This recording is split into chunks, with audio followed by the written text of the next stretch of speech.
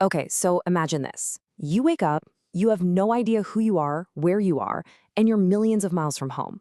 Oh, and one more thing, you're humanity's last hope. That's the absolutely wild premise of Andy Weir's sci-fi novel Project Hail Mary. And trust me, it starts as this tiny personal mystery and just explodes into this mission to save not just our world, but another one too. The book just drops you right in. No explanation, just this one question, over and over. What's 2 plus 2? Our hero, he wakes up from a coma, totally alone on a spaceship, and he has complete amnesia. He doesn't know his name, where he is, why he's there. His entire world is just the voice of a computer grilling him with simple math problems.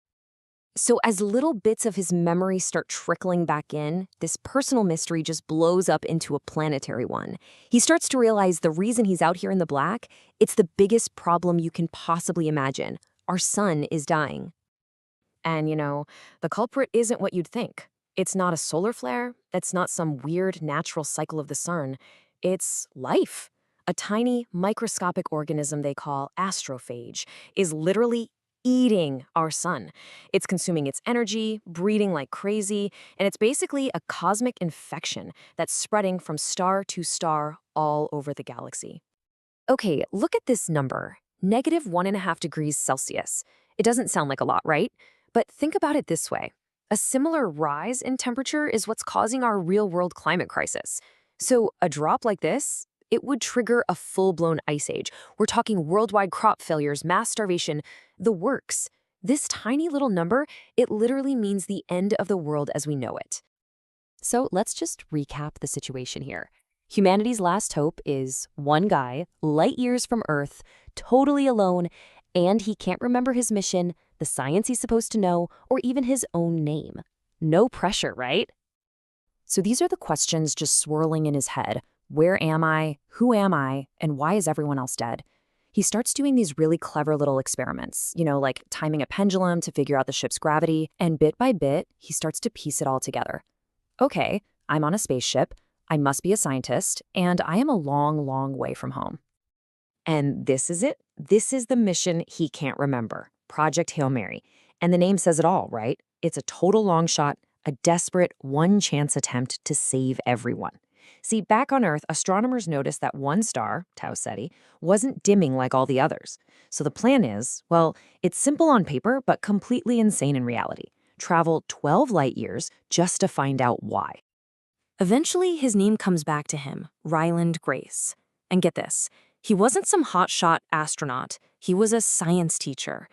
But any relief he feels is gone in an instant. He finds his 2 crewmates, and they're both dead. This whole mission was supposed to have 3 people. Now, it's just him, the sole survivor who has to somehow save billions of people all by himself. But then, just when you think the loneliness and the isolation can't get any worse, something incredible happens. A little blip shows up on his radar. He is not alone out there. It's an alien ship. I mean, can you believe it? And even crazier, they're on the exact same mission. Their home star, way out in the 40 Eridani system, is also being eaten by astrophage. So they sent their own desperate last-ditch mission to Tau Ceti to figure things out. And, just like Grace's ship, there's only one survivor on board. So Grace meets the alien, who he ends up nicknaming Rocky. And the challenges here are just immense. I mean, Rocky looks kind of like a 5-legged spider made of solid rock. He doesn't see with light, he uses sonar. He breathes a crazy high-pressure methane atmosphere that would kill Grace instantly, and Grace's air would kill Rocky just as fast. But somehow, despite all these impossible barriers, they figure out how to communicate. They use math, the universal language, right? And even music. And this quote from Rocky, this is the moment it all clicks into place. It's not a human mission anymore, and it's not an Iridian mission, it's their mission. Together. And honestly, this is where the book just gets so good. It becomes all about the science, about 2 brilliant minds from totally different worlds using logic and reason to tackle this universe-ending problem. And they have a massive breakthrough. They figure out why Tau Ceti is safe. There's a native microbe there. They call it Tau Muiba, and it's a natural predator. It eats the astrophage. They found it. The solution, it seems absolutely perfect. Well, maybe not so perfect. There's one fatal flaw, a huge catch. The Tomomoeba can't handle nitrogen. And guess what the atmospheres of both Earth and Rocky's planet are full of? Nitrogen. Their miracle cure is totally useless. It would die the second it got to either of their homeworlds. But working together, they come up with this absolutely brilliant solution. See, Grace is the biologist. He knows all about evolution and adaptation. And Rocky? He's a master engineer who can build pretty much anything. So they combine their skills, they build a contained environment to start a breeding program, basically fast-forwarding evolution to force the Tomomoeba to adapt to nitrogen over hundreds of generations in a super short time. And it works. They do it. They have a cure that will save both of their planets. The problem is solved. But of course, the story has one last, absolutely brutal twist waiting for them. After solving the biggest scientific problem in history, Grace is staring down an impossible moral choice. A choice between going home a hero or saving his friend's entire species. The math is just cruel. There's only enough fuel for one of them to get home. So, option A, Grace takes his ship, the Hail Mary, and goes back to Earth. He's a hero, humanity is saved, but Rocky's ship has no fuel. He and his entire species go extinct.